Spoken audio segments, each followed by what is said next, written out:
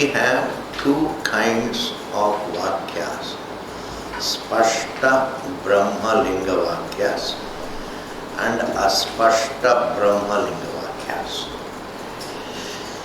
In the second pada of the first adhyaya, which we have just completed, that second pada analyzed the Spashta Brahmalinga vakyas, meaning some of the statements of the Shruti which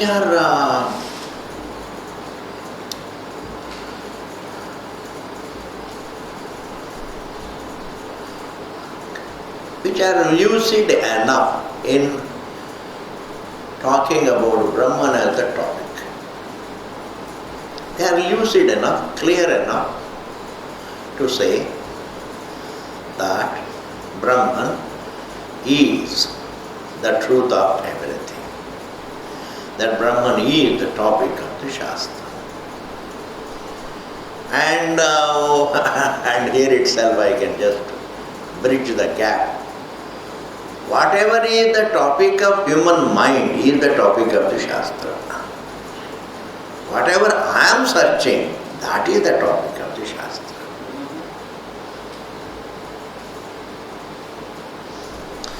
Whatever I want,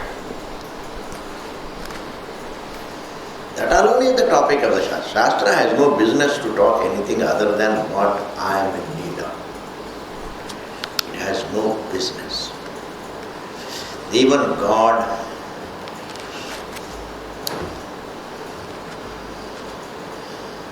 cannot talk to me what I don't need.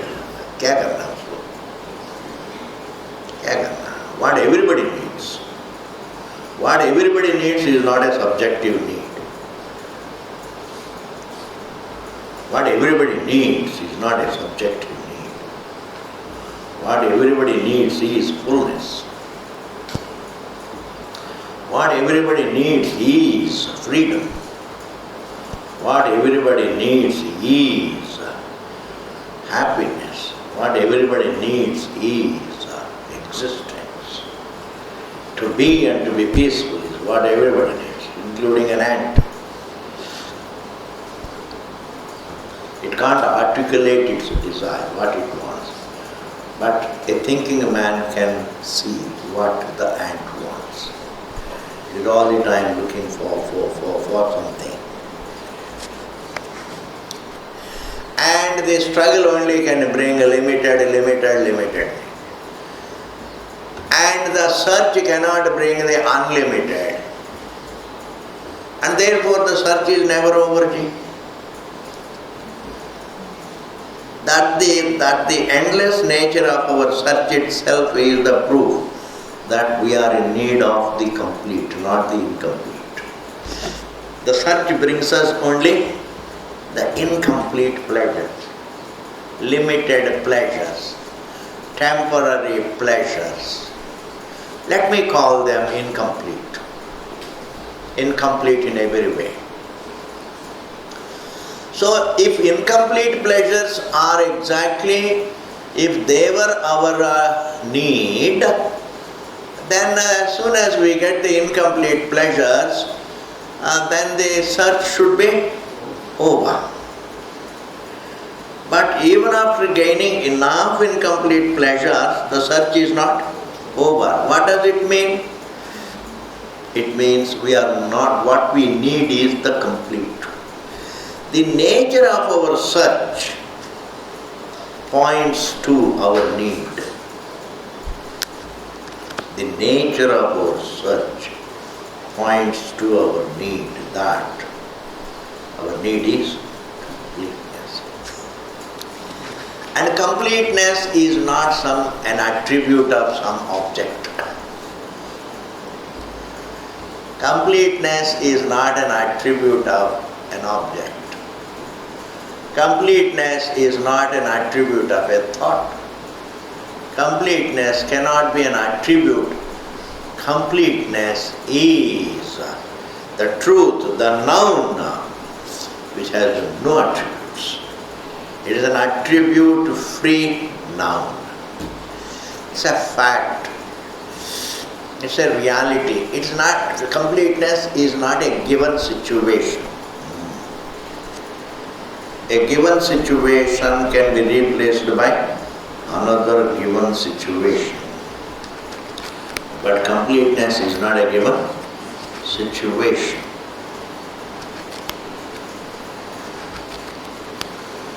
Like to be water for the wave is not a given situation.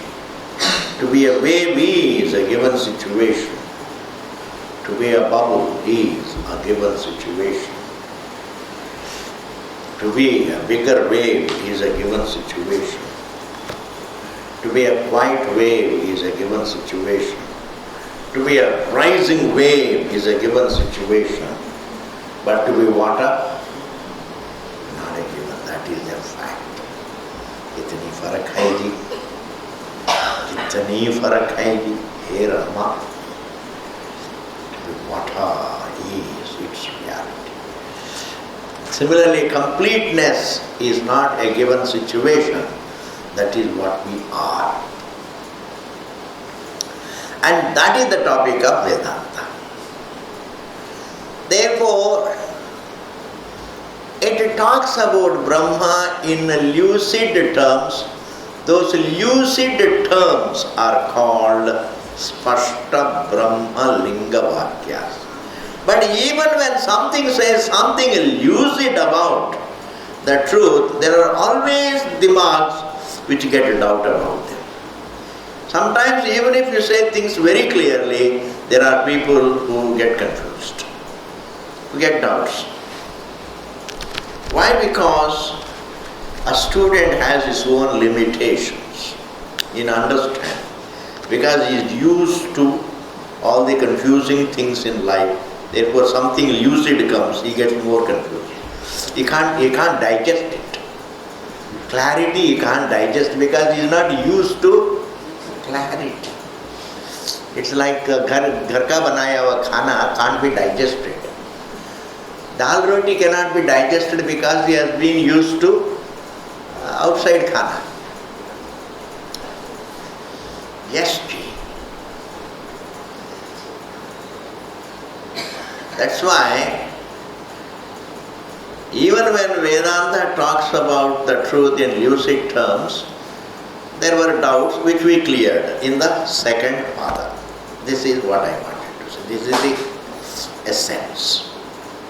The second pada of the first adhyaya clarified, it answered the doubts regarding the lucid statements about the truth. But now we are going to start the third pada, which talks about a little less lucid. A little, but they are pointing to the truth. But the phrases, certain language. See, language also plays its role in creating doubts. Language can create clarity, language can create confusions, language can create doubts. Language, the language that is used by the Shastra in certain statements is little, it can cause doubts. And those aspashta brahmalinga vakyas, aspashta means not so clear statements of the Shastra, are analyzed in the third pada. I have made it clear. Now, not so clear statements are analyzed in the third pada. Very clear statements were analyzed in the second pada. And even the first pada. First pada. Okay, what is the first not so clear vakya?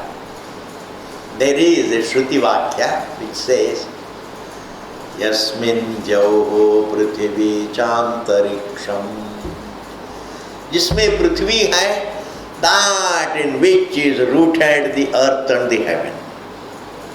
Yasmin jauho prithvi chantariksham in which is rooted the earth, the heaven and the distance between. Antariksham. Antariksha means the space in between. Yasmin Dyoho Prithvi Chantariksham. Yasmin Dyoho Prithvi Chantariksham.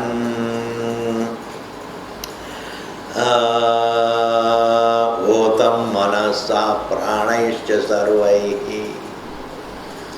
And the mind and the senses and all the faculties are rooted in which? They are all pervaded by what? Otam Manasa Pranaishcha Sarvaihi. Pranaishcha Sarvaihi. Tamevaikam Atmanam Vijanatha. Understand that truth alone. Anyavacho vimunchata. Leave all, baki sari baatein chhod. Anyavachaha vimunchata.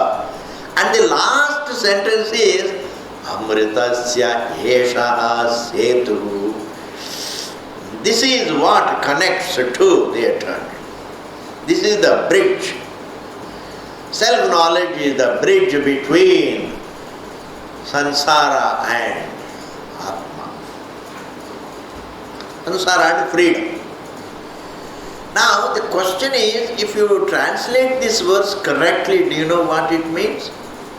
Brahman connects you to something.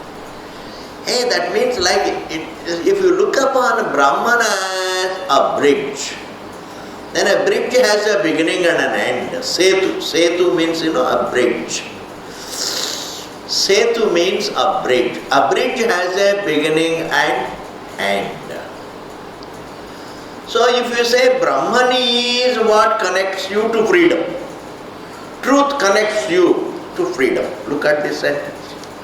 Truth connects you to freedom. That means anything that connects has a beginning and end. Just as the bridge connects me from this bank to that bank, that means what connects is different from what is connected to. ये सारे problems आ जाता है.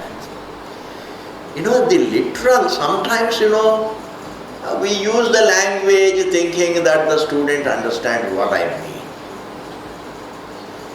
But then when a person becomes too literal, when a student becomes too literal about things, then he needs to be explained.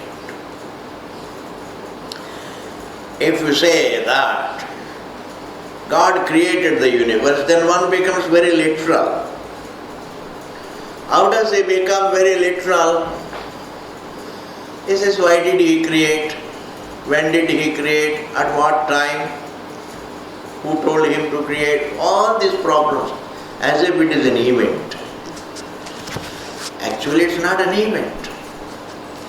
It is just a way of teaching to show that everything is God. Water created all the waves, and it sustains all the waves, and it takes them all back to itself. These statements sound like three events, but they are all told only just to show that all the waves are water. That is the thought. So here, if Brahman connects me, if Brahman is a setu, if it connects me to freedom, if it connects me to Brahman, to moksha, then Brahman has a beginning and end. Like a setu, if it connects me from one bank to another bank, and there is something beyond the bridge, no bridge is unlimited. Every bridge is limited. And therefore, if Brahman also is a bridge that connects me to moksha, then the Brahman should be limited. This doubt arises deep.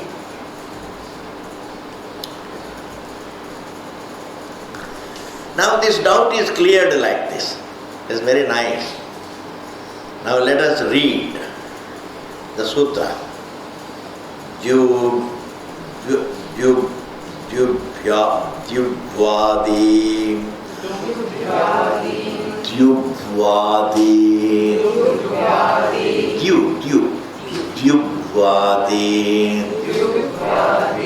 Ayatanam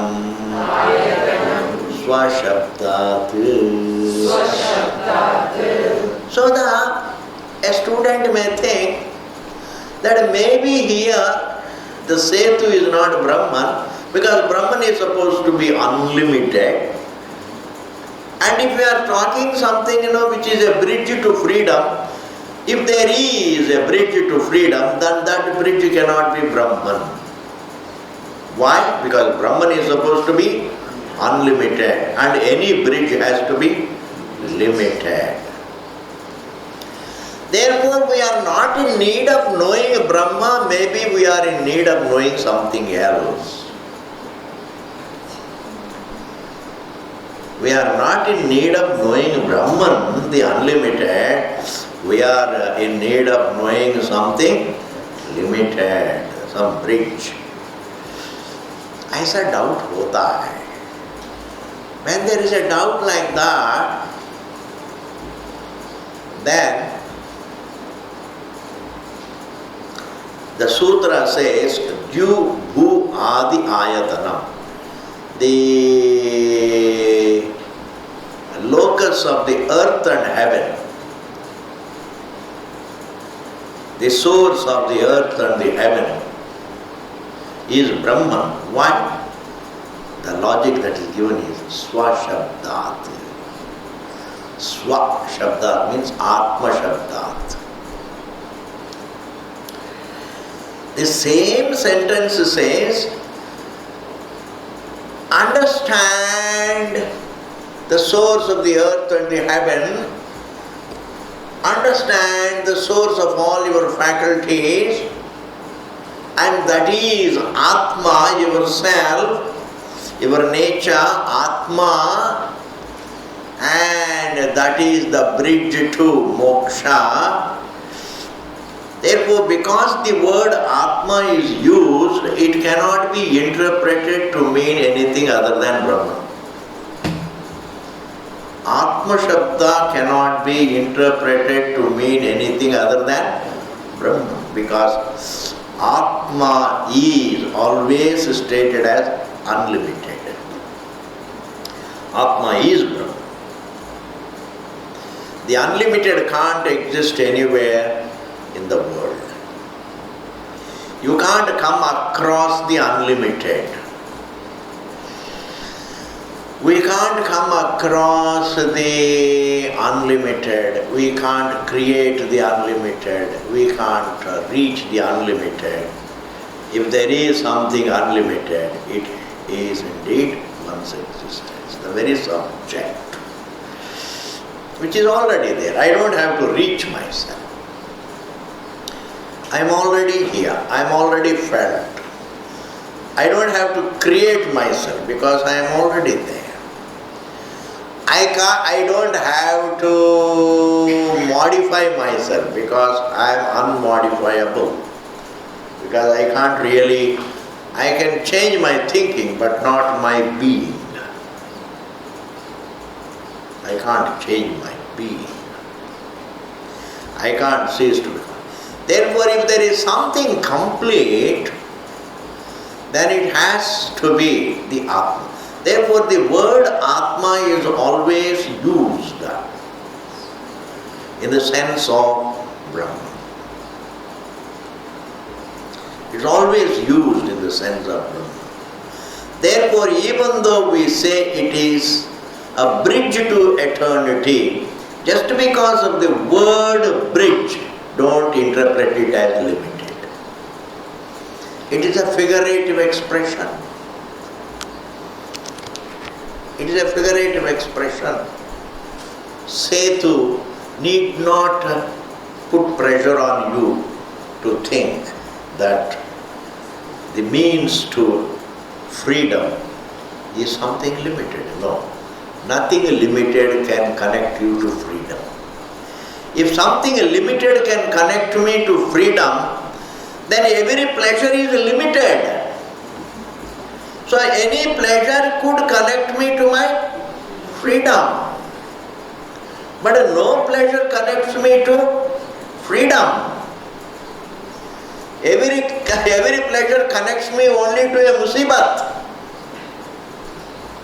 Every pleasure connects me to a musibat. If it is a legitimate pleasure, it rises and disappears. But if it is an illegitimate pleasure, it connects me to a musibat. Is it not? Every husband knows it. Yes, illegitimate pleasure.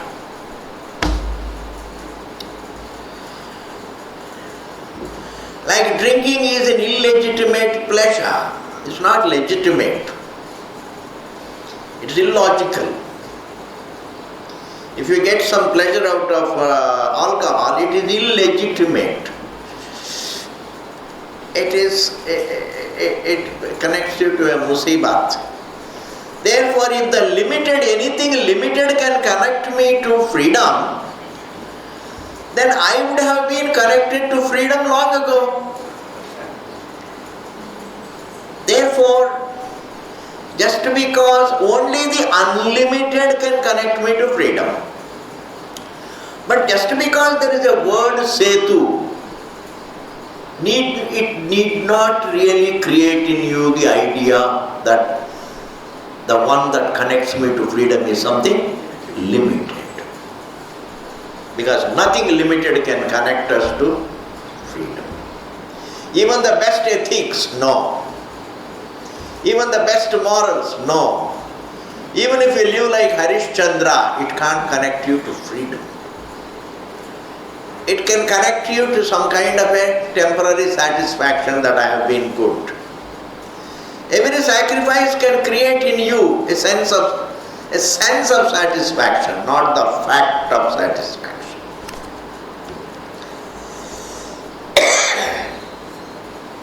Every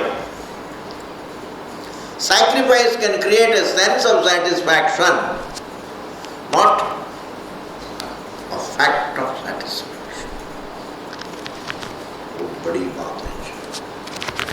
Therefore, even if I live like Satya Harishchandra, that is not the answer. And therefore here, the analysis, Mimamsa, Vedavyasa says, sir, just because we use the word setu, don't interpret it to mean limited. It is unlimited. Why? The limited cannot accommodate the earth and the heaven. Earth and the heaven is an expression in Shastra to imply the whole creation. The earth and the heaven means the here and the there, the earthly and the heavenly, the pain and the pleasure. It's a kind of an expression that means the whole creation. How can the limited accommodate the whole universe? Therefore, yasmin jauho prithvi chantariksham Otam manaha saha pranaishcha sarvaihi tamevaikamatmanam vijanatha amritasya yeshaha setu. This is the bridge to amritatvam, eternity, freedom, peace. But it cannot be interpreted, the bridge to eternity, the bridge to peace cannot be interpreted to mean something other than Brahman, because there is a word called Atma. Tameva ekam atmanam vijanata. May you know only that self of yours, that truth about yourself. No.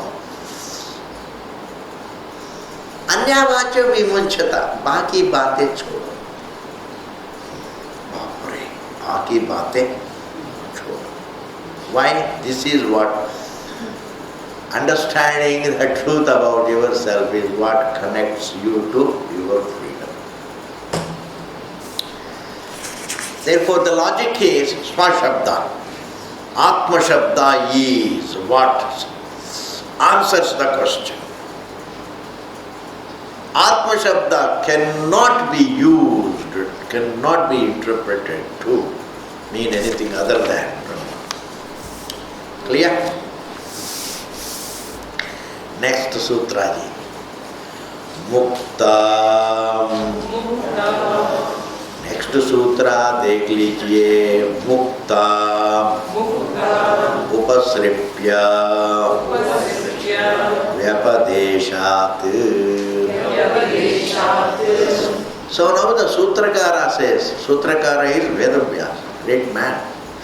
He says, the bridge to Amritatvam cannot be limited anything other than yourself. The bridge to your freedom cannot be anything other than yourself. The bridge to your freedom cannot be anything other than yourself. Because the Shruti also says, Mukta upasripya. This is something that is reached by the free. The free reach it. And the free cannot reach. Those who are free and those who have reached the truth are one and the same. Meaning reaching this guarantees freedom. Understanding this guarantees freedom. And once you use the word guarantees, choiceless, then it means mukta upasripya vyapadesha. Vyapadesha means mention. So the whole sutra means there is a mention that reaching the truth guarantees you freedom. Reaching the truth means understanding the truth, because there is no reaching it. Like the space in a pot thinks that I am limited. It doesn't have to reach the unlimited space. It doesn't have to reach the unlimited space. It has to only understand that I am unlimited space. If the ocean thinks that I am a wave, assuming that the ocean thinks that I am a wave, then how can the ocean reach the ocean? How can the ocean reach the ocean? It is already the ocean. वो कैसे जाएंगे? It has to be enlightened, my God. I am not a wave. I am the... That is called spirituality. The ocean recognizing its oceanic nature is spirituality. It is called Shastra. It's not some kind of a mental exercise of living on it. It's not just abiding on a form. It's not abiding on a sentiment or in a feeling or some kind of a emotion, or abiding on some mental, like you see some light. You crush your eyeballs and you see some sparkles. You say, I am seeing Atma. Which name? Atma is not physical. Atma is the one who is aware of the physical, the subject. Therefore, here it is said, though something limited cannot guarantee me freedom just because I reach it. Truth is that by reaching which you are guaranteed freedom. Okay? Now if it guarantees, then what could be the truth, limited or the unlimited? It cannot be the limited because we have tried the limited. We have tried the limited. No limited thing, even if I own the limited. The body is limited, in fact I am one with it, it doesn't give me freedom. Therefore, Sutrakara means the one who has written these sutras. He is called a Sutrakara, like Bhashyakara. So, the writer, the author is called Sutrakara. What is his name, please? Vedavyas. Sutrakara is one? Vedavyas. The one who has written all the Puranas, Bhagavad Purana, etc. All of them were written by Vedavyas. For a layman. He just wrote so much of literature to turn man's mind to the source of everything. Don't get lost in names and forms. There is a very beautiful source, a very peaceful source. It's a very pacifying source. This is agitating appearance. Agitating appearance, irritating appearance. Whereas the source is pacifying. So he wrote so many, what we call the Puranas, just to cater to a layman. So Mukta Upasripya Vyapadeshat. What is the meaning of the sutra, ji? It cannot be, the Setu cannot be interpreted to mean the limited, because here that Setu is not by reaching a wage, it guarantees freedom. Therefore the Setu cannot be limited, it is unlimited. And if it is unlimited, then it is Brahman. Next ji. Third. Na anumanam atachabdat. The third sutra. पढ़िए आप शांति से क्यों बैठते हैं? शांति से घर जाके बैठ सकते हैं, यहाँ पर पढ़ना चाहिए. Learn to recite, because the only thing that is worth reciting is your Shastra. Not the Bollywood rhymes, they are useless. What is this Bollywood rhyme? People always keep rhyming Bollywood rhyme. Memorize verses and keep rhyming when you are with yourself. Keep rhyming the Shastric verses. Keep rhyming in your mind the Shastric verses, rather than rhyming Bollywood rhymes. Na anumanam atachabdat. Here the bridge to freedom cannot be interpreted to mean anything that is speculated, like pradhanam, etc. Anumanam means, you use your logic and speculate about that. Anything that you speculate is not the bridge to freedom. Human speculations, logical speculation, they all look logical. Logical speculations, anything that is thought is not the bridge to freedom. Because even before you think you are there, that is the bridge. Independent of thinking what exists is the bridge. All human speculations are not the bridge to the truth. Na anumanam.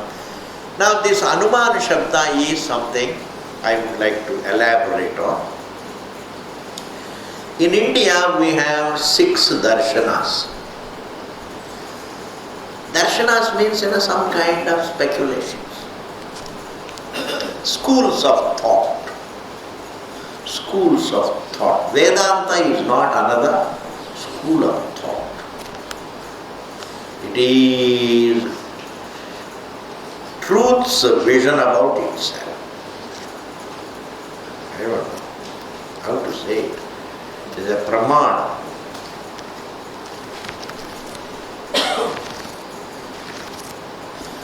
If I keep my eyes closed and imagine what could be the color of that object in front, I am all the time imagining.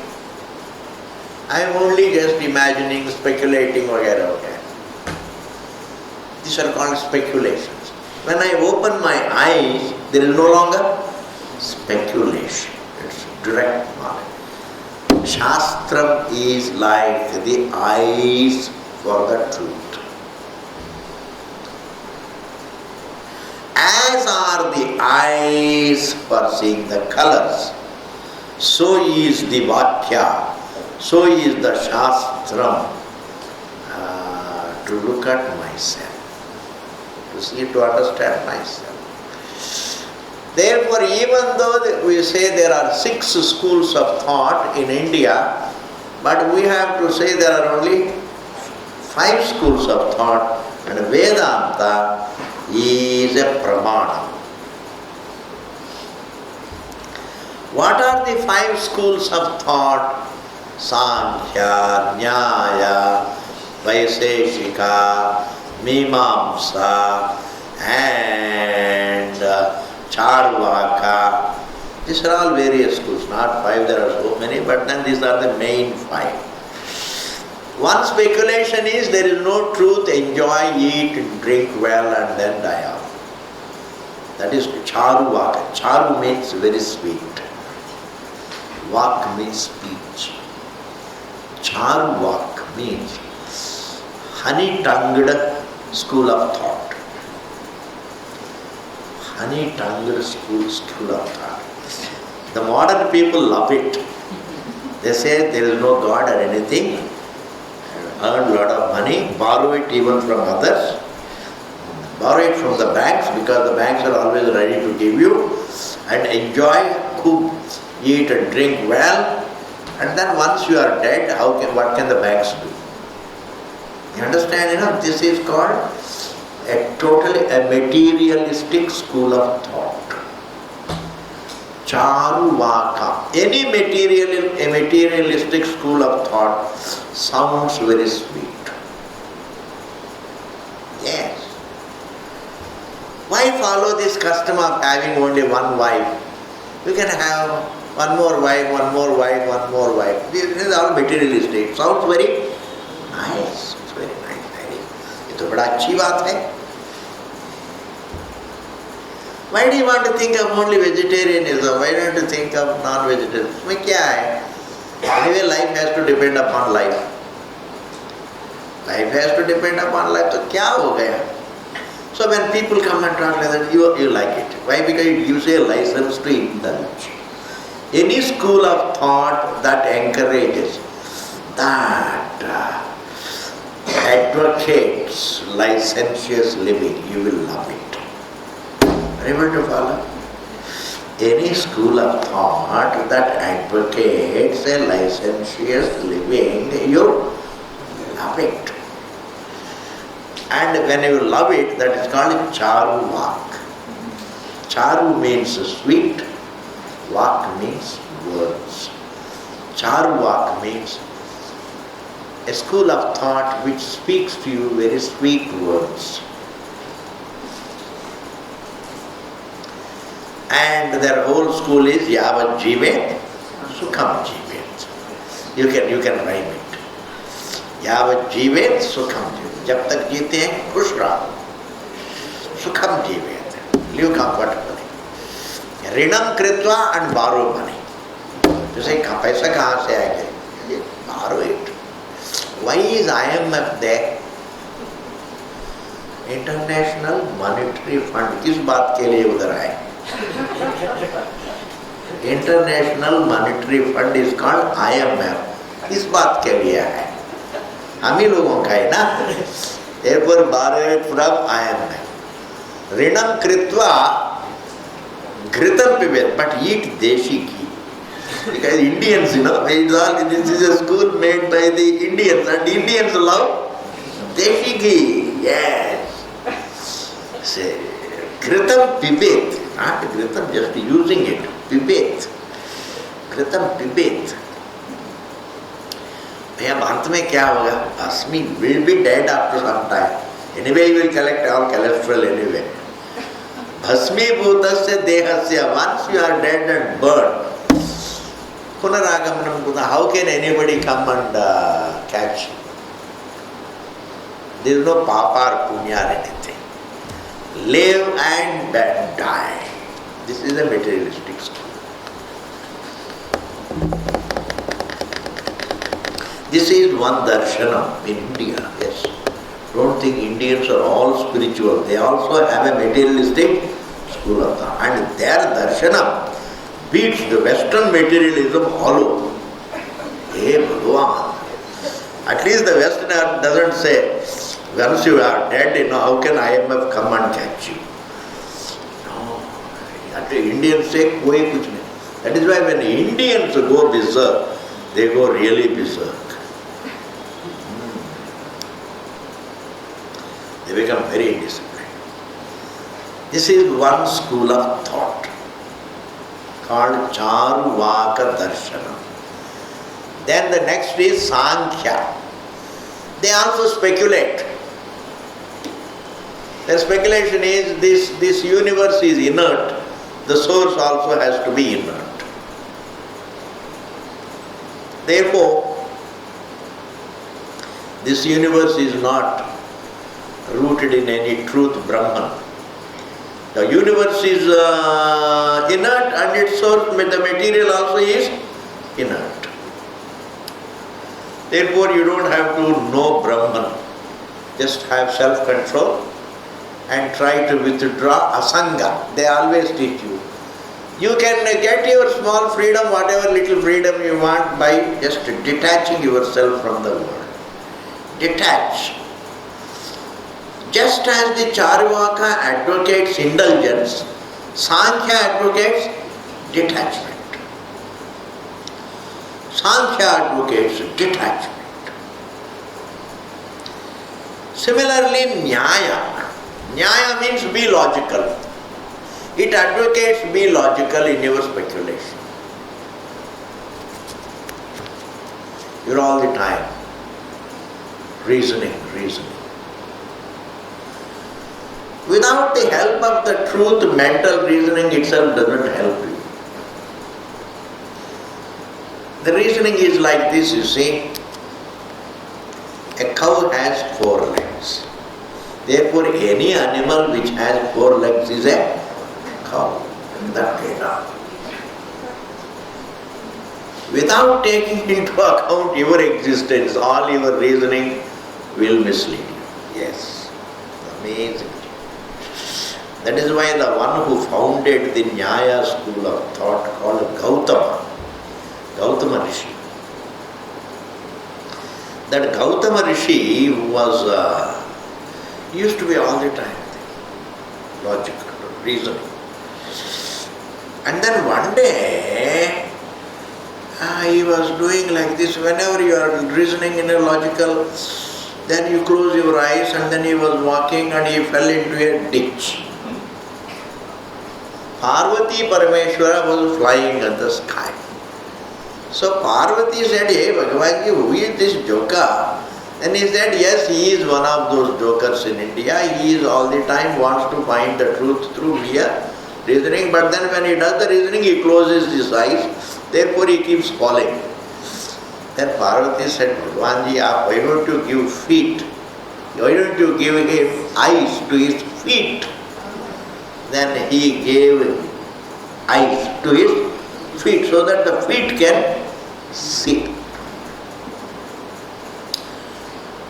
Just sarcastic, running down a particular speculation. Without taking into account your existence, you just can't do anything. That is Nyaya school of thought. Then there is a fourth school of thought called Vaiseshika. The Vaiseshika darshanam is, everything is made of atoms. It's all atoms. Like science says, everything is atoms. It's very interesting, these mountains are big. The imperceptible atoms get together and become perceptible elements. The imperceptible atoms, they are called Paramanus, Parama Anu. The imperceptible atoms get together, they combine and become perceptible elements. In this manner, the Vaiseshikas. And also Vaiseshika, Sankhya, Nyaya, Vaiseshika, Charvaka, Mimamsa. Mimamsa, they say, the Vedic Mimamsa school, they say, hey, you don't have to know Brahman. And what do they promote, the Vaiseshikas? Detachment again.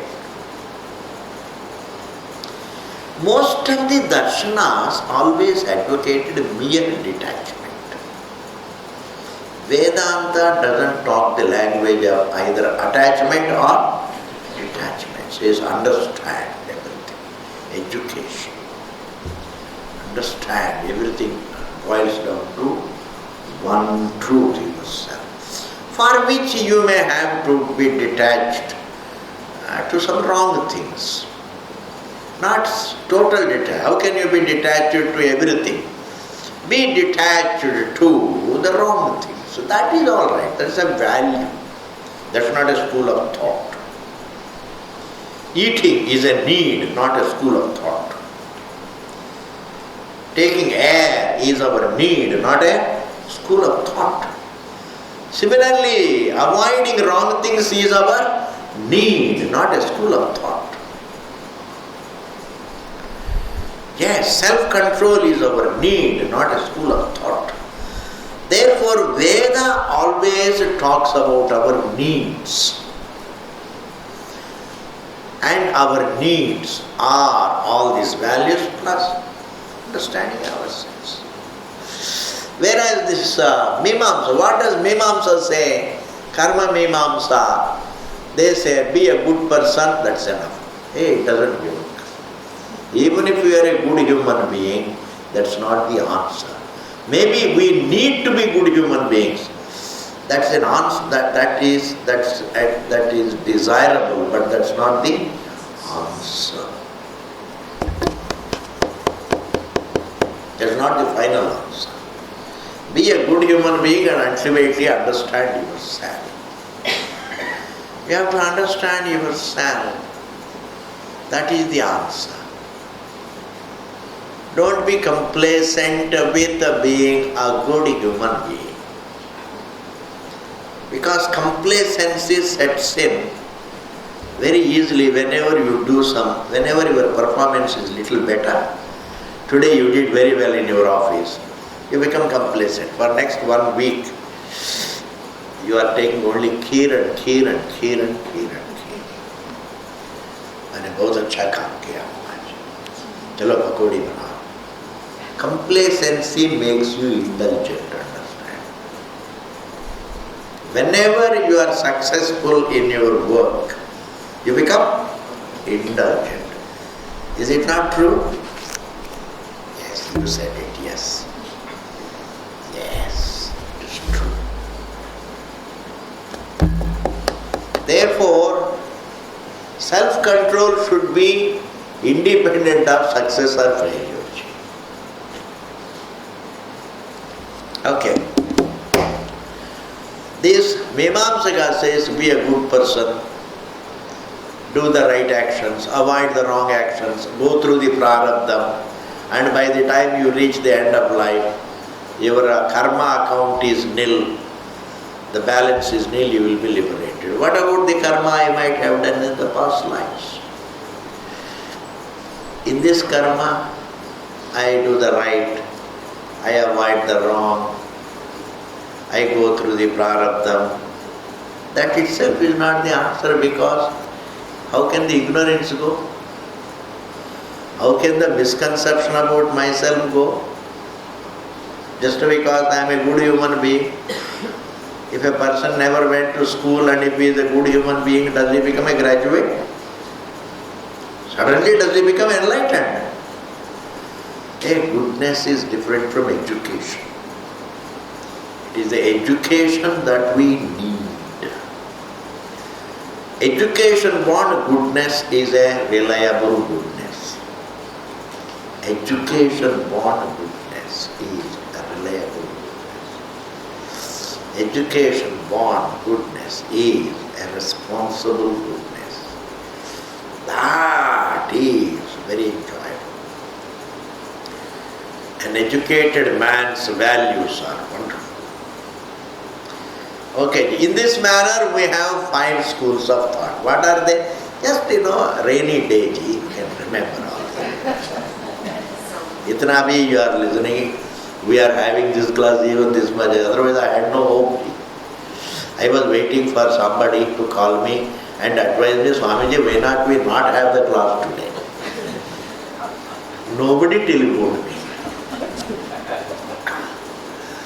And even this much is good enough. First school of thought is Charvaka. Second is Sankhya, Nyaya, Vaiseshika, Mimamsa. And the 6th, even though they call it Darshanam, it is Vedanta, Advaita Darshanam. It is not a school of thought, it is Pramana. It is Pramana. Vedanta is not a school of thought. Once you say school of thought, it is always a speculated, logically speculated school of thought. Like this Socrates and Plato, all these people, great Greek philosophers. Philosopher means speculative, intellectual. When you use your intellect to speculate about the truth, then you become a philosopher. That's our good name. All philosophers are speculative, nothing great philosopher. Whenever you talk teda meda, then you are looked upon as a philosopher anyway. In Indian context, whenever you speak teda meda, सीधा बात करेंगे, then it's a practical man. If you say a little teda meda, then he becomes what? Philosopher. Yes. Yes, these are all philosophers. Greek philosophers. I mean, don't think, Alexander, Aristotle, they are great philosophers. Just a speculative, philosophers. That's why, I'll tell you one thing, the difference between a speculator and an Indian sadhu. Aristotle told Alexander, please bring 3 things from India. तुलसी पत्ता, गंगा जलम and एक स्वामी. समझ गए ना? ये 3 को लेके आओ. तुलसी पत्ता को ले लिया, गंगा जल को भी कलेक्ट कर लिया, और एक सन्यासी गंगा जी के किनारे. He happens to go to a real Swami. In those days, most of the Swamis, we never had Swamis, who would preach by day and dance by night. You understand, we never had the Mahatmas who preached by day and did all wrong things. We had nice, great teachers, great Swamis. Times are bad. So a Swami was sitting on the bank and Alexander goes there, and just sun was rising, and he stands in front of him, and he was standing between the Swami and the sun, and his shadow was falling on the Swami, and the Swami wanted to sit in the sun, and his shadow was falling on the Swami. Then he goes and makes, Maharaj ji, आपके लिए मैं क्या कर सकता हूँ? तो इन्होंने बोला थोड़ा हट जाओ, छाया पड़ रही है. That is an Indian Swami. You cannot take him because he thinks about the truth. Unless he is a stupid man in the way. A stupid man in the guise of a Swami is different from a Swami. The Swami is a vibhuti of this country. A man who thinks about the truth is a great man. And therefore, a Swami is different from a Greek philosopher. In this manner we have 5 schools and Vedanta. Even though Vedanta also is called a darshanam, but it is a pramana. There is Vedanta jnanam, not Vedantic speculation. Okay? Na anumanam atat shabdat. Therefore, setu shabda here does not mean anything in the form of a speculated thing. Setu does not mean Sankhya speculation called pradhan. Setu does not mean atoms. Setu does not mean indulgence. Setu does not mean mere goodness. Setu means the truth, which is the topic of Shabda Pramana. In this manner, the 3rd verse is complete. Then comes the 4th sutra. That 4th sutra we will see in the next class. It's a nice sutra. I don't want to rush. Om Purnamadaha Purnamidam Purnat Purnamudachyate Purnasya Purnavadaya Purnameva Vasishyate. Om Shanti Shanti Shanti. Thank you, Ji. So nice of you to have come even on this very heavy rainy day.